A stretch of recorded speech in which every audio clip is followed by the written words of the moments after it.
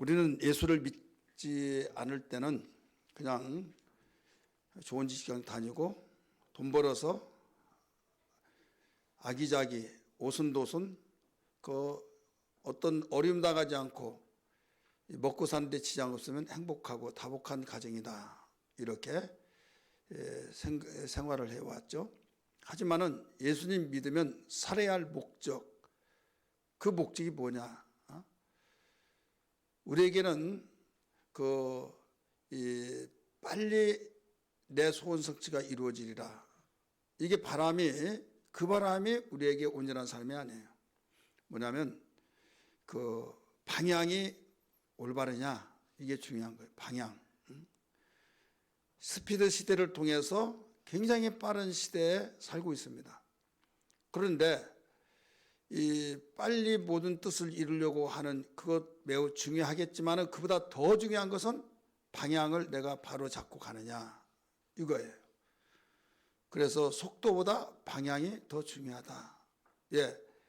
속도가 중요하다고 해서 빨리 갔는데 목적지가 잘못됐다. 그렇다면 결국 허송세월이죠. 시간 낭비죠. 시간 낭비면 거기에 대해서 보상받을 수도 없는 거예요. 다시 유턴해서 돌아온다고 한다면 결국 더 늦게 되고 거기에 손실이 정신적으로, 물질적으로, 시간적으로 모든 손실이 되어질 때 벌써 감정적으로 기분 좋을 사람이 있겠어요? 10년을 내가 헛된 세월을 보냈다. 그러면 얼마나 억울하겠습니까? 그래서 예수님이 우리에게 소망을 주시기를 나는 곧 길이요 진리요 생명이니 나로 말미암지 않고는 아버지께로 올 자가 없다, 이렇게 말했어요. 바른 방향을 찾고 후회 없는 삶. 사람이 똑같은 고생을 하더라도요, 내가 고생할 이유를 알고 그 고생을 하면서도 뿌듯하고 흐뭇하고 떳떳하고 기쁨이 있어요. 근데 내가 어떤 뜻을 알지 못하고 내가 비싼 밥 보고 이짓해, 그러면 절망이 되어지고 굉장히 기분이 언짢겠죠. 나중에 감정이 폭발되면 자기 자신은 물론이거니와 거기에 그 주변에 있는 사람들까지 그 분위기를 다 망가지게 만든다 이거죠. 그렇기 때문에 예수 믿으면서 우리에게 방향을 바로 잡아 주시고 주님이 말씀하시기를 나를 따라오라 라고 할 때 주님은 우리의 신앙의 모델이잖아요. 믿음의 주가 되셔서 주님을 바라보라고 말씀했잖아요. 그래서 예수님이 어떤 생활을 하느냐, 어디에서 와서 무엇을 하다가 무엇을 다 하시면서 또 가셨느냐.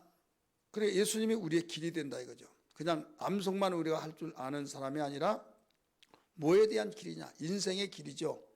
자동차가 아무리 잘 달린다 할지라도 고속철도 위에 KTX가 잘 다닌다 할지라도 레일이 없으면 갈 수가 없잖아요. 그렇게 빨리 가는 이게 중요하지만은 잘못 거기에 목적을 정했더라면 얼마나 손실이 크냐 이거죠.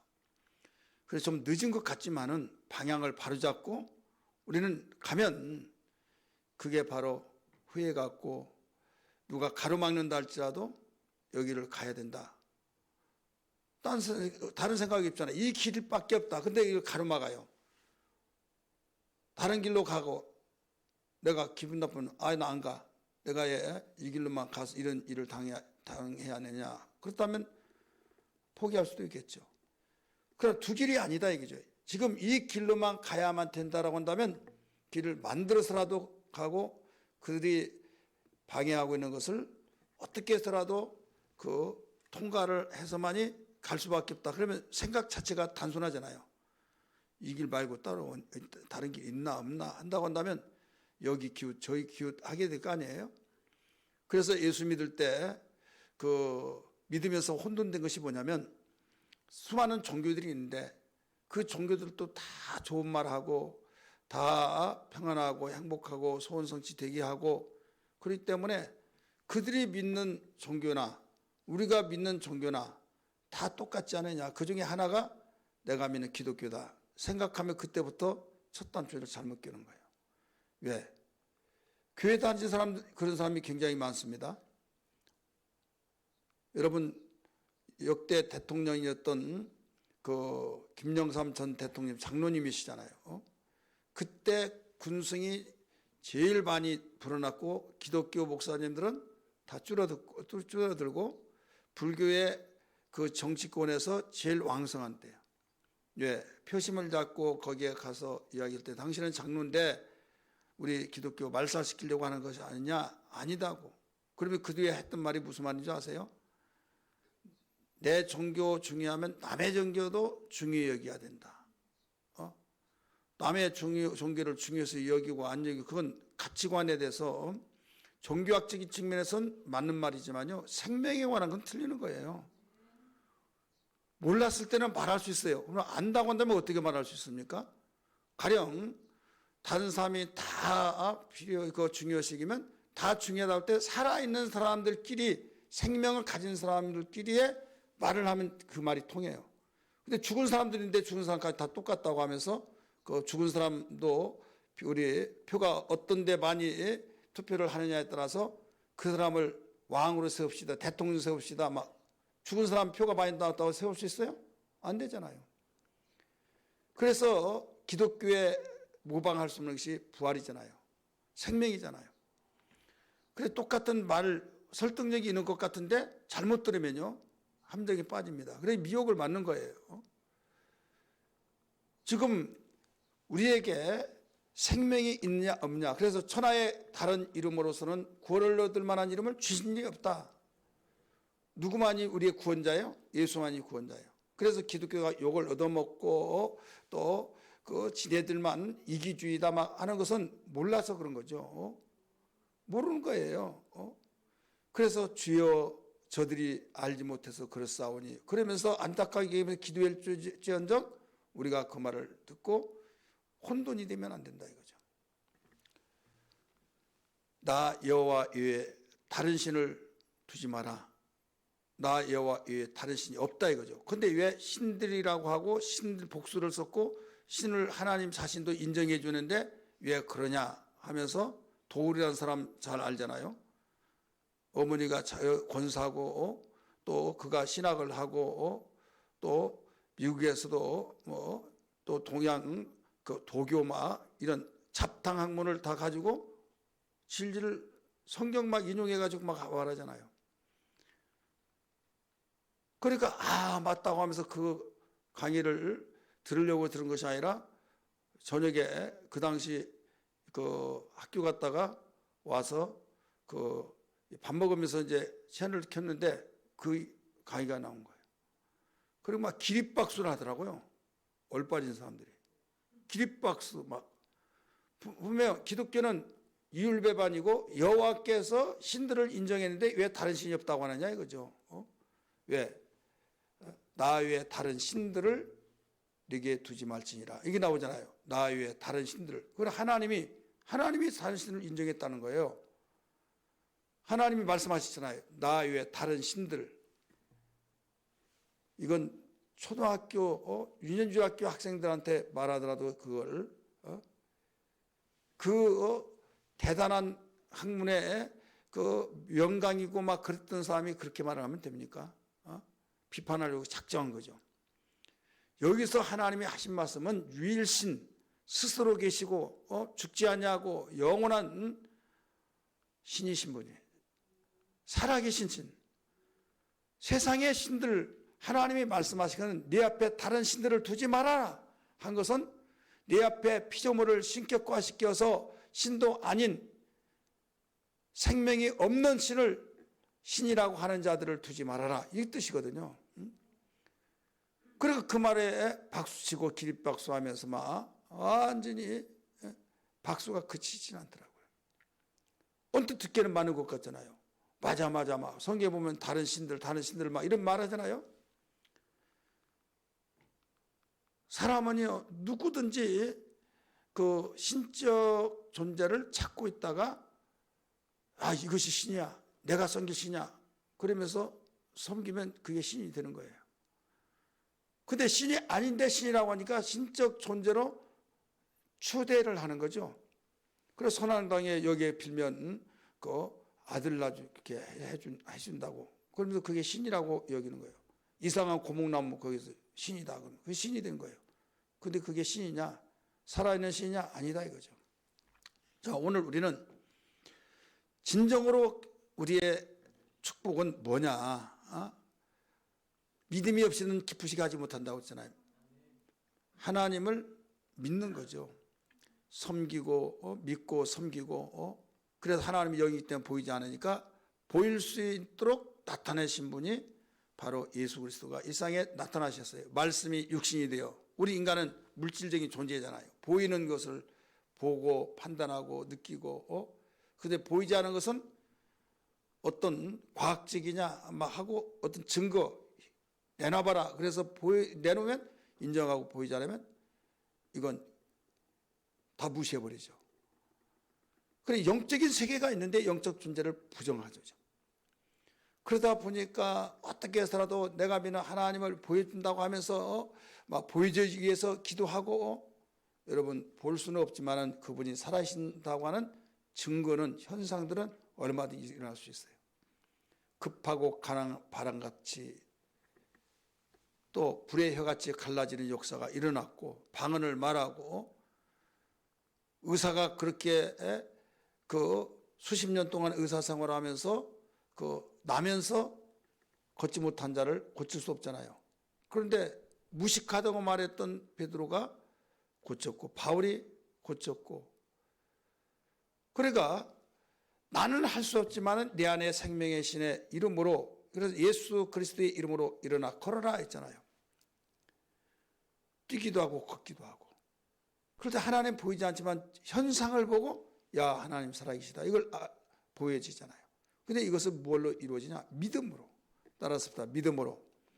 그래서 빌립보 4장 13절에 나는 궁핍해도 궁핍한 가운데서도 견딜 수 있고 또 부할 때도 견딜 수 있고 또 핍박을 받고 곤욕을 당하고 그런 가운데 다 배운다 이거죠. 이것을 억울하다고 생각한 것이 아니라 일체의 비결을 배우느라 하면서 13절에서 내게 능력 주신 자 안에서 내가 모든 걸 할 수 있느니라. 내게 능력 주신 자 안에가 누구예요? 예수님이죠. 예수님 안에서 모든 걸 할 수 있다. 그래서 예수 믿는 사람은 세상이 알지 못하는 최고의 부유한 자는 믿음이 부유한 자. 이걸 우리는 흔들리지 않고 확신 있게 알아야 될 줄 믿기 바랍니다. 그럼 믿음의 부유한 자는 나의 믿음의 대상을 제대로 알고 대상과의 교통이 이루어져요. 여러분 아무리 수원지에서 물을 내려보내더라도 수도관이 막히면 거기에 내가 쓸 수가 없어요. 발전소에서 전기를 아무리 생산한다 할지라도 분명히 발전소에서는 나가고 있어요. 그런데 가정에서 스위치를 켰는데도 전기가 들어오지 않으면 나에게 쓸 수가 없는 거예요. 선이 어디에서 끊겨지는가 무엇이 문제인가 그걸 찾아야만 되듯이 하나님은 지금도 변함없이 우리에게 예수 그리스도를 통해서 구원해 주시고 하나님의 자녀라고 일컬음을 허락해 주시고 또 관계가 끊어진 것을 끊어줘서 나는 곧 길이라 라고 가르쳐 주잖아요. 그래서 그 하나님이 나의 생명이 되고 나의 구원이 되고 나의 축복이 되고 하나님의 모든 것을 내가 소유할 수 있는데 다시 말해서 주님이 가지고 있는 것을 내가 소유할 수 있어요. 그래 우리가 세상이 알지 못한 부유한 자 되잖아요. 따라서 합시다. 세상이 알지 못하는 부유한 자다. 왜? 예수 안에 있는 예수를 알아야 할 이유는요. 예수님이 가지고 있는 것을 모두 다 내가 가질 수 있다 이거죠. 자, 예수님은 생명이시죠. 행복의 주인이시죠. 복의 근원이시죠. 창조주시죠. 능하지 못함이 없죠. 그럼 그분을 마음속에 구주로 영접했잖아요. 그러면 나에게도 그것이 있어요, 없어요? 있잖아요. 원리가 그거예요. 근데 예수를 모르면 금덩어리가 그냥 돌덩어리로 이런 흙 저런 흙 묻히니까 빛이 나지도 않고 그래서 무겁고 걸림돌이 되고 그냥 내 던져버리고 근데 어떤 사람은 그걸 알고 완전히 노다지 캐냈다. 막 이따만한 그 돌덩어리 이리저리 다 차이고 돌아다니고 막 그런 것을 그걸 바로 한 자가 이 금덩어리라고 할 때 순금이다 이거죠.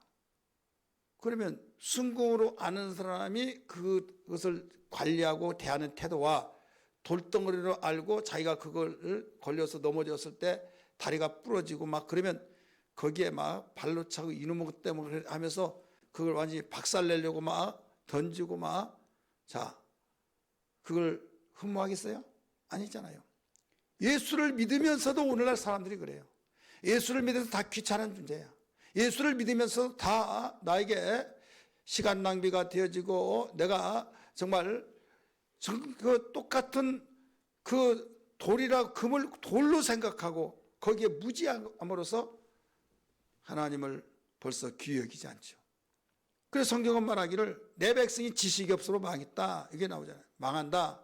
호세아 4장 6절에 여기서 무슨 지식이에요? 하나님 아는 지식. 따라합시다. 하나님 아는 지식. 그렇기 때문에 우리가 가장 큰 축복은 하나님 아는 지식을 가지고 하나님을 바로 알고 섬기고 예수님을 마음속에 영접했을 때 주님이 가지고 계신 모든 것이 내가 소유하고 있다 이거죠. 내가 때거리가 비록 없다 할지라도 다른 사람이 알아주지 않는다 할지라도 다른 사람이 멸시천대를 해서 짓밟혀진다 할지라도 우리는 분명한 것은 주님을 내가 모셨으니 주님이 가지고 있는 것이 내게 있다. 그래 핍박도 참고 환난도 참고 순교를 당하고 감사거리가 되어지고 그런데 바울이 이렇게 말했잖아요. 나는 망할 것 같으면 망하지 않는다. 없는 것 같으나 나는 부유한 자다. 무명한 자 같으나 유명한 자다. 다 그렇게 가르쳐 줬죠. 그 이유는 예수를 알았기 때문에 죽었다 끝났다 하는데 그때마다 놀라운 하나님이 함께 계시고 함께 하시고 있다는 걸 알게 된다 이거죠. 믿음의 선진들이 다 그랬잖아요. 다윗도 그랬죠. 요셉도 그랬죠. 그 수많은 믿음의 거인들이 모두 다 그랬다 이거죠.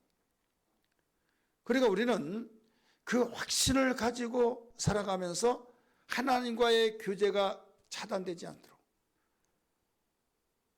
믿음의 가게를 만들라라고 만드는 거.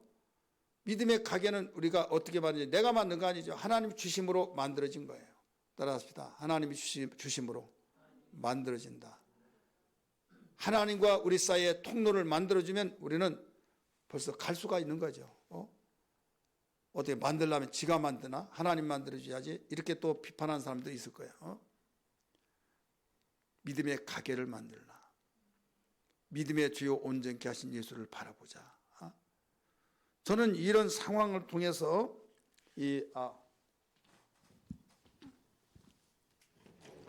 믿음의 가게에 대해서 매우 우리가 흥미로운 것이 뭐냐면 지금 베들레헴에 누가 있는가 하면 엘리멜렉이 있어요. 그 다음에 나오미가 있어요. 나오미 부부입니다.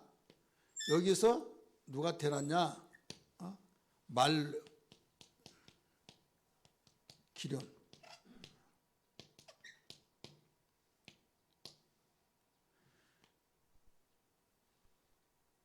베들레헴은 떡집이란 뜻이에요. 그건 떡집인데 흉년이 들어서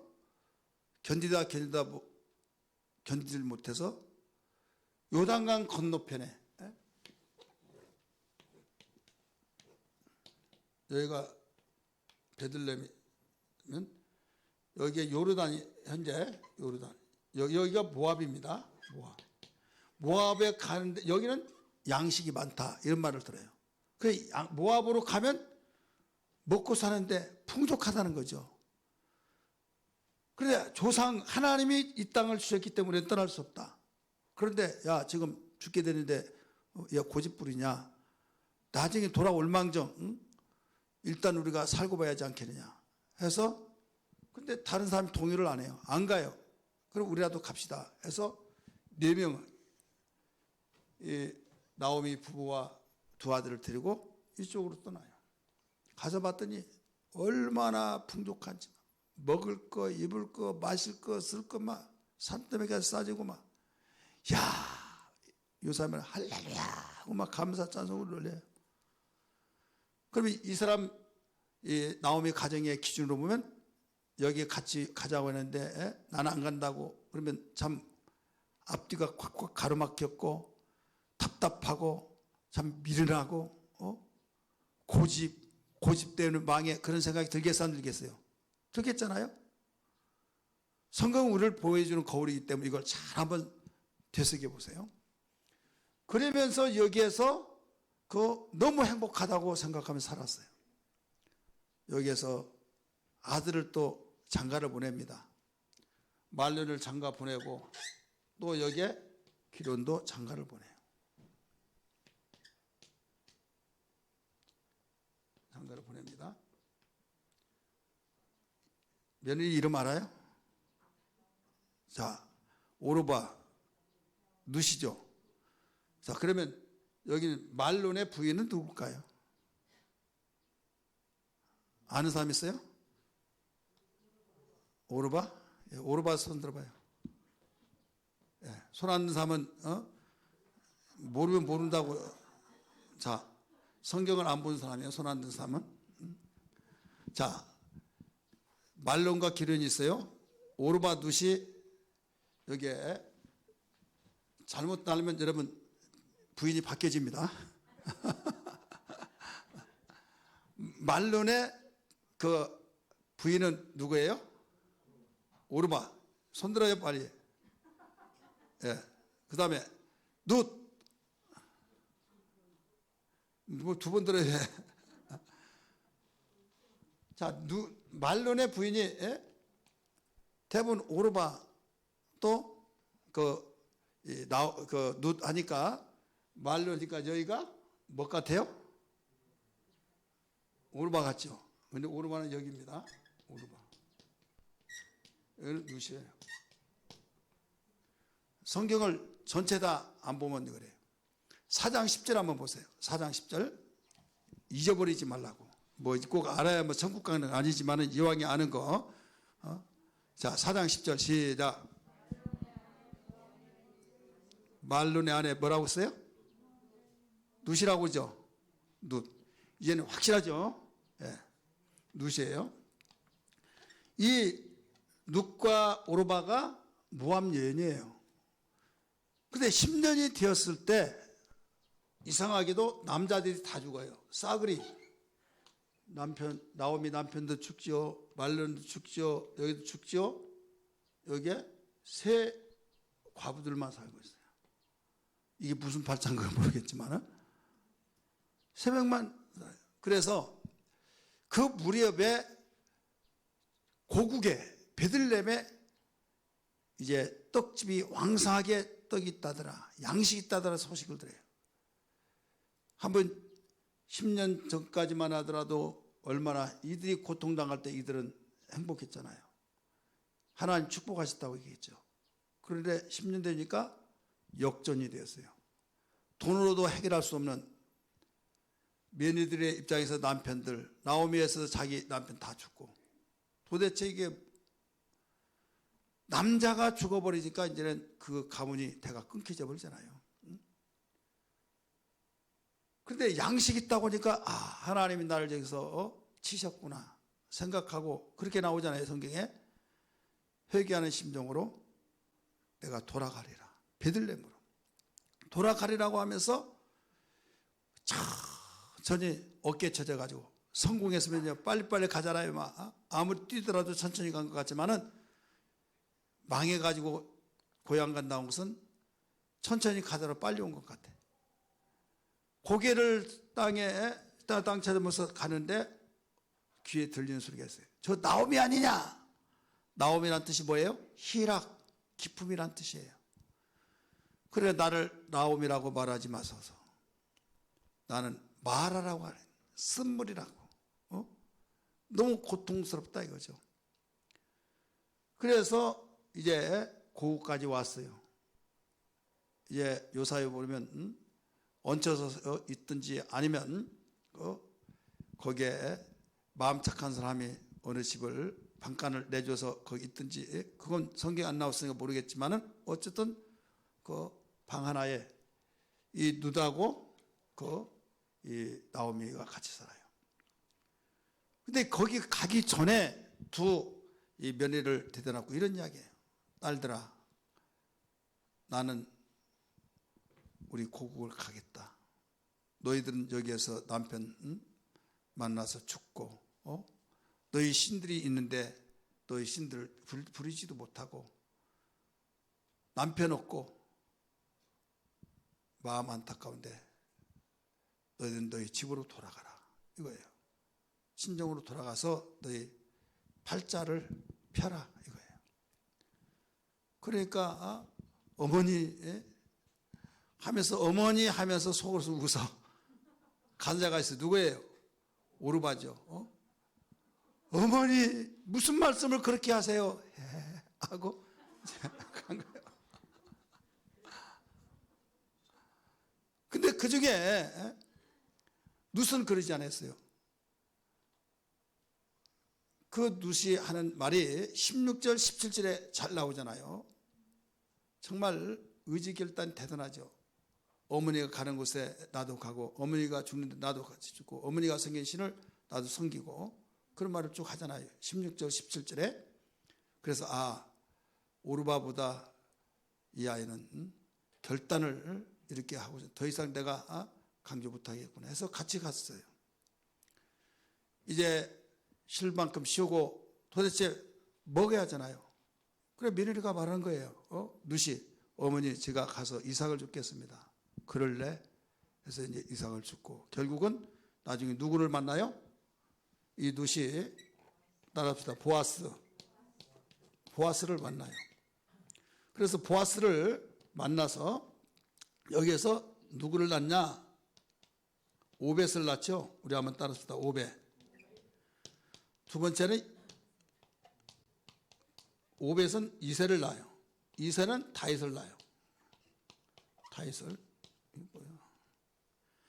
그러니까 보아스가 그 다윗의 여기에 이 보아스가 오벳을 낳고, 오벳이 이새를 낳고, 다윗. 근데 이 다윗의 아버지 이새의 아들 다 이렇게 말하잖아요.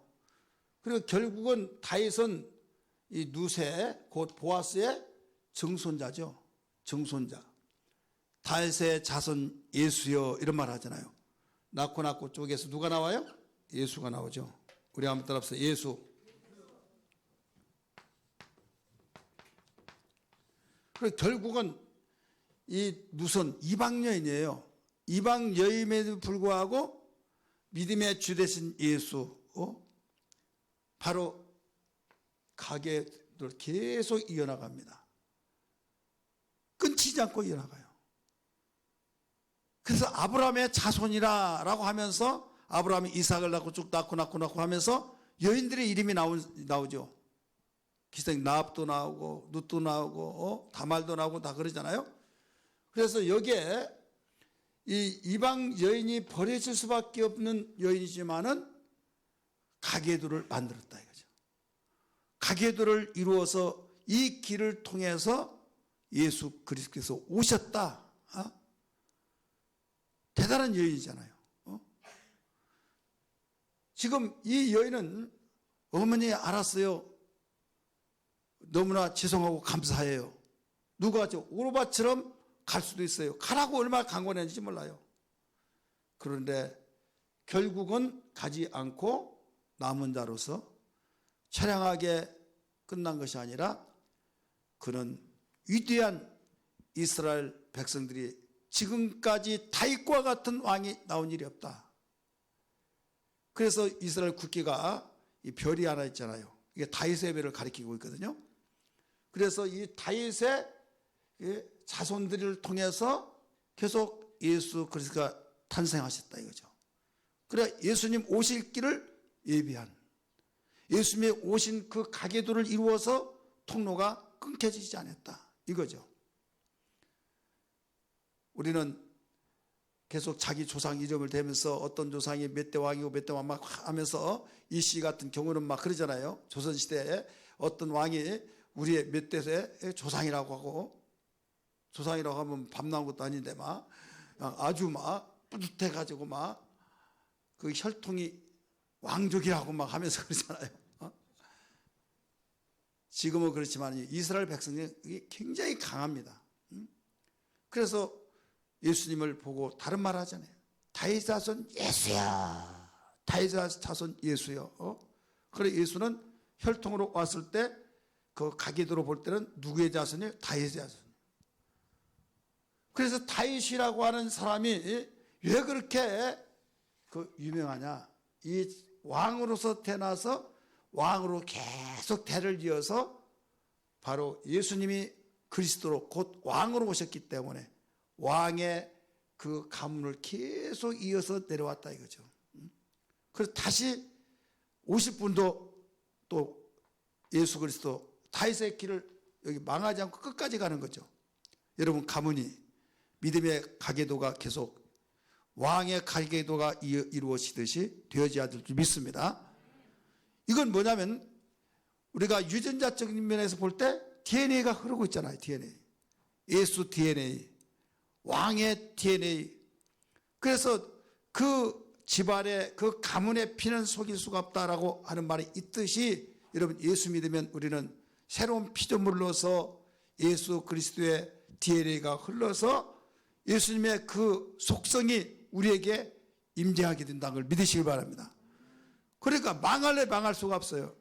예수님이 망할래 망할 수가 없었잖아요. 아무리 죽이고 못 받고 힘을 태때 뱉고 뺨을 때리고 이리저리 놀이객감으로 그렇게 취급을 했지만 그 결국은 그들이 앞발디바 다 들었잖아요. 오늘 우리는 이렇게 만신창이 되는 모든 사람들이 버려지 받지도 못하고 오직 지옥 갈 수밖에 없는 진노의 자식이었지만은 예수 믿고 하나님의 자녀가 되어서 이스라엘 백성들만 아브라함의 자손이 아니라 예수 믿는 자들도 아브라함의 자손이라고 일러주셨듯이 우리가 예수 믿음으로 다윗의 계보를 이어서 계속 이루어지고 있다. 이걸 알아야 될 줄 믿기 바랍니다. 그렇다면 여기에서 그 룻은 이방인이에요. 그러면 민족적으로 볼 때 우리는 이방인이죠. 민족적으로 볼 때 이방인이지만은 이는 보아스라고 하는 사람이 여기에 유대인이죠. 택한 이스라엘 백성. 이 사람하고 결혼했더니 여기서 낳은 자손 자녀가 바로 왕족이 되어진 거죠. 우리는 이런 엄청난 왕족과 왕족끼리 결혼해서 왕족이 되어지고 그게 아니라 여기서 이방인이라고 하는 이방인을 뭘로 취급했습니까? 가나안 여인을 향해서 가르쳐 준 것이 자녀의 떡을 취하여서 개에게 던진 일이 있느냐? 없다 이거죠. 그러니까 좀 생각해보면 기분 되게 나쁜 거죠. 나를 개로 취급했다. 유대인들의 사고가 그랬어요. 그런 것처럼 이렇게 무시를 당하고 유대인들이 벌레 맞지도 못한 그 민족이었지만은 누구 때문에 왕족이 이루어졌어요? 바로 보아스를 만남으로써 그리고 왕이 거기서 나옴으로써 이건 변함없이 지금까지 흐르고 있더라 이거죠. 그렇다면 이 룻이 무엇을 만들었어요? 믿음의 가계도를 만드는 거죠. 한번 따라합시다. 믿음의 가계도. 믿음의 가계도를 만드는데 저는 이 읽었던 본문 말씀을 중심해서 어떻게 믿음의 가계도를 만들었느냐 네 가지로 한번 정리해 봤어요. 첫째는 결단이에요. 의지. 결단입니다. 어머니가 시어머니가 그렇게 너희 가라. 이제 헤어지자. 너 갈 대로 가라. 오르반은 가버렸지만은 이 룻은요 얼마나 강하게 나를 떠나라고 하지 마소서 하면서 어머니가 가는 곳에 나도 가고 어머니가 있는 곳에 같이 있고 어머니가 섬기는 신을 여호와를 섬긴 나도 같이 섬고 죽을 때까지 같이 죽겠다는 거예요. 워낙 세게 나가니까요. 17절 18절에 뭐라고 하는가 보세요. 18절 같이 읽습니다. 시작. 나오미가 룻이 자기와 함께 가기로 굳게 결심함을 보고 그에게 말하기를 그치니라. 자, 결심, 의지, 결단이 이렇게 중요해요. 첫 번째 결단. 우리 신앙은요, 모든 그 출발이 결단에서부터 시작됩니다. 은혜 받는 것도 결단이에요. 큰절한 사람들이, 자기의 꿈을 이룬 사람들이요, 모두 공통점이 결단입니다. 이렇게 하리라, 깨달았으면 하리라 하고 결단하고 나간 사람하고, 깨달고 은혜 받았다, 너무 좋았다 하는데 결단하지 아니한 사람, 그 사람은 그냥 사장되는 거예요.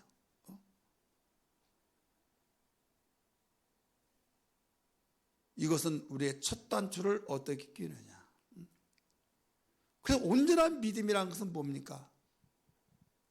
야고보서 2장 22절에 믿음은 행함과 함께 일하고 행함은 믿음을 온전케 하느니라.